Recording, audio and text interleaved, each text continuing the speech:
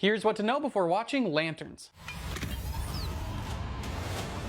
Lanterns is the latest series in the newly formed cinematic DC universe, which is being overseen by James Gunn. As you might know, Lanterns is in reference to the hero persona called Green Lantern. The original Green Lantern was named Alan Scott. Back in the golden age of comics, through the 40s and 50s, he fought criminals with the help of a mystical ring that gave him a variety of powers. But in 1959, the character went through significant changes to become a lot closer to the version we have today. Instead of being based in magic, the ring's powers gained a sci-fi background and an entirely new character inherited it. Hal Jordan became the new Green Lantern when he met an alien that crash landed on Earth. My time has come.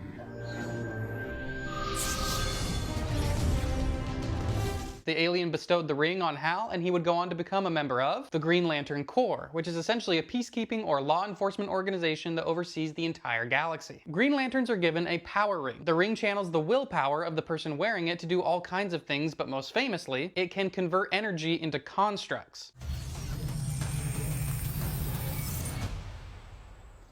So if Green Lanterns are strong enough, they can use their ring to transform their thoughts into reality.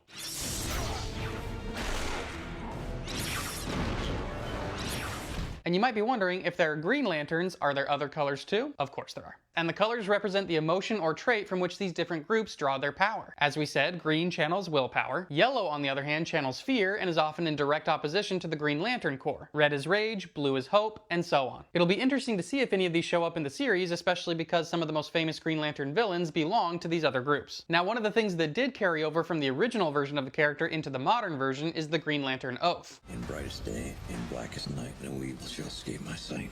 Let those who worship evil's might beware my power, Green Lantern's light.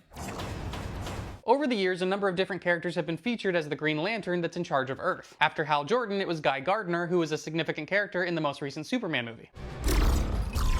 At least euthanize it less painfully. Come on, bro, don't be such a wuss. And Jon Stewart. Both of these characters are significant. As we already mentioned, Hal was the first Green Lantern after the character was reinvented. And yes, Hal is the character that Ryan Reynolds played in the 2011 Green Lantern movie, but we're not going to talk about that. Jon Stewart was one of the first black superheroes for DC Comics. He refused to wear a mask, which was unusual not only for Green Lanterns, but for superheroes in general, to convey the theme that he was not ashamed of his identity. He really grew in popularity as a character when he was featured as the Green Lantern in several animated Justice League series. Sorry I'm late. There was an uprising near Rigel 9.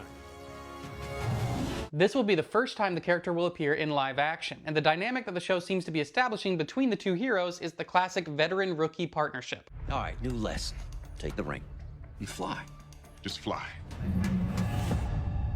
When they meet, Hal Jordan will be an experienced Lantern and Jon Stewart will be a new recruit. We'll have to see how much that turns into a mentor-mentee situation or if there's more tension in the relationship. But that dynamic is perfect for the genre style that the show is going for, which is a gritty detective story. The main inspirations are True Detective and Slow Horses. In fact, one of the showrunners, Chris Mundy, was a writer on True Detective as well as Ozark. One of the show's other creators, Damon Lindelof, is known for lots of hit TV series, but one of them is another DC adaptation, the Watchmen series, which in my opinion was fantastic. Now, if this gritty drama tone feels wildly different from Superman or other DC projects, well, that's on purpose. James Gunn has promised fans that the DCU will feature a wide range of genres, tones, and styles so that it has something for everyone and avoids feeling repetitive or stale. Now, you might be wondering where the show fits into the bigger DCU, because even though it's new, this universe is already kinda complicated. The first title that was released when the DCU became official was the animated series Creature Commandos, which premiered in December 2024. Then the first movie was last year's Superman. But because of some loose rules about the official canon, these are technically not the earliest projects. Characters like Blue Beetle and Peacemaker have been confirmed to carry over from the past DC universe into this new one with the same actors playing them. James Gunn is calling it a soft continuity. What that means is that if something from the old DC universe is directly referenced in the new DC universe, it becomes official canon. To me, it seems like James Gunn is basically saying, if I liked something from the old one, I can bring it into the new one, deal with it. In the same way the Marvel Cinematic Universe progressed its overall story in phases, the DCU is doing it in chapters. And everything is currently in Chapter 1, Gods and Monsters. Based on my research, this is the current timeline. Lanterns is actually split into two time periods, so part of it is actually the earliest story in the DCU. The Suicide Squad is one of those weird soft continuity things where it's not really clear how much of it actually factors in, but that's where we first saw Peacemaker. Then there was Peacemaker Season 1. The upcoming movie Clayface is an origin story for a famous Batman villain that appears in Creature Commandos. Then there's Superman, Peacemaker Season 2, and Supergirl. And finally, the other timeline of Lanterns. So it'll be interesting to see how the show establishes some of DC's central characters. Are you excited for Lanterns? Let me know. I'd love to hear all your thoughts and theories.